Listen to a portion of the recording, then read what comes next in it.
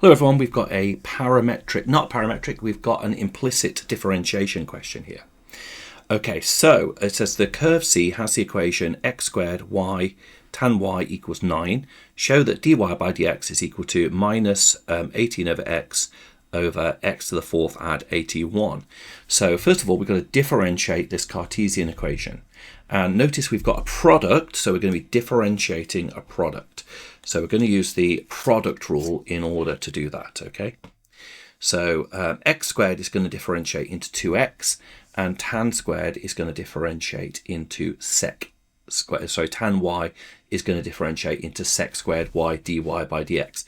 I ought to write that over here actually. So u dashed is going to be 2x, and v dashed is going to be sec squared y dy by dx, okay, because tan differentiates into sec squared, and because it's implicit, we need to add the dy by dx. So let's substitute now into the product rule. U dash v add uv dashed.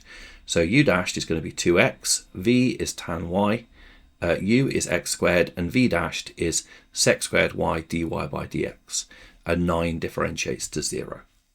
So we now need to rearrange this whole thing to make it have dy by dx as being the subject.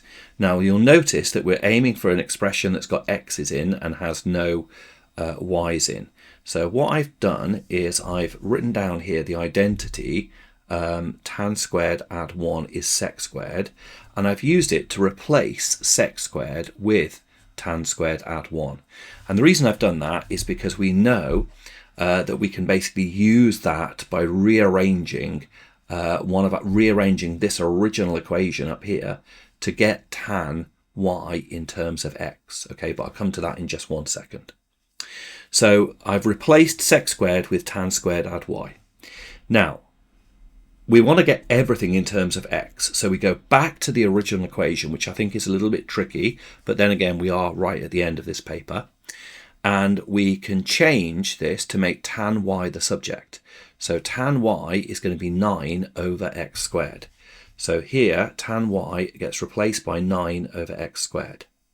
And then tan squared y is going to be 9 over x squared squared. Okay, so therefore that identity has enabled us to get the whole thing just to be in terms of x now. So let's simplify this equation. So 2 times 9 is 18. X over x squared, they're going to cancel, just give us over x. Here 9 over x squared is going to become 81 over x to the fourth, add 1. Okay, and then we've got dy by dx equals 0, and it's times by x squared. So rearranging this now, I'm going to take this over to the right hand side, and I'm going to divide by this whole thing here. And that's what's happened to give me this expression here. That's come over to the right hand side, and we've divided by that there. So now we've got one of those scenarios where we've got a fraction within a fraction. I've expanded my bracket, by the way, so the x squared times that gives us 81 over x squared, and x squared times 1 is just x squared. Now remember, you may remember that I've mentioned before, when we have this scenario where we have a fraction within a fraction, the way to tidy it up is to multiply the numerator and the denominator by whatever it is that's causing this thing to be a fraction within a fraction. So times the numerator and the denominator by x squared here. And that gives me minus 18x for the numerator there. And that's going to go to 81 over x squared times x squared, which is 81, plus x to the fourth. So we've got the result that we are after there, and that's part A done. How many marks is that for? 4 marks. Okay. Now part B, it says prove that C has a point of inflection at x is equal to the fourth root of 27. So now there's various ways of doing this, but let's do it with the year 13 way. And the year 13 way is to show that there is a change of sign in the second derivative. So that means we need to find an expression for the second derivative, i.e. d2y by dx squared. So we have to use the quotient rule for this because we've got a quotient. So our u is minus 18x, our u dash is therefore minus 18, Our v is x⁴ add 81.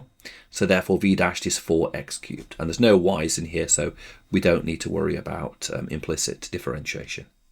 So we can sub into our formula. Remember, this is given in the formula booklet.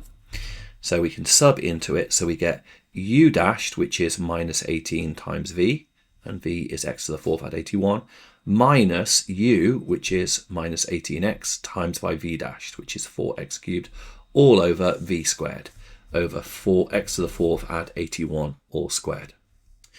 Okay, that's great. So now what we're going to do, we've got an expression for dy by dx. When we sub in x is equal to the 4th root of 27, we end up with minus 1944 add 1944 over that, which is going to be 0. Okay, so we've got that d2y by dx squared is equal to 0 at that point. Okay, so d2y by dx squared equals 0 at that point. So now, to finish this question off, we just need to establish that there is a change of sign in the second derivative. And if we go back to this original expression here, and we put in any number that's less than the 4th root of 27, then what happens is we end up with a result that is less than 0. Okay, so any result that is going to be less than the 4th root of 27, because this term is going to sort of dominate, so we end up with a negative value. If we end up with x is greater than the 4th root of 27, then this is going to be bigger than this term. So we're going to end up, it ends up being that when you work it out, you end up with a positive term. So something that is greater than 0. So all you need to do is just establish, and you could just put a number in there just to establish it in your calculator real quick.